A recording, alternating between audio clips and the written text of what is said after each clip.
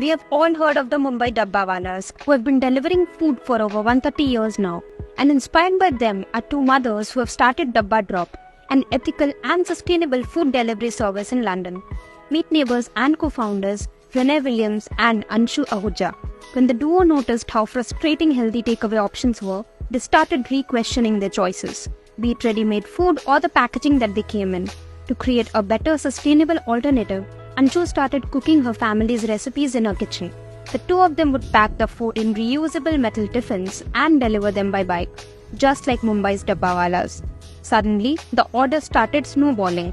In 2019, they co-founded Dabba Drop, a plastic-free, waste-free, emissions-free and meat-free takeaway in London. Because they know the number of people who order in advance, very less or no food is wasted.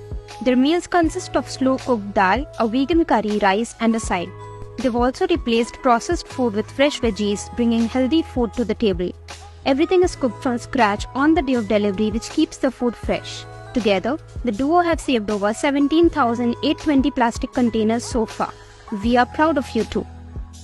For more inspiring stories, follow The Better India on Instagram, Facebook, YouTube and more.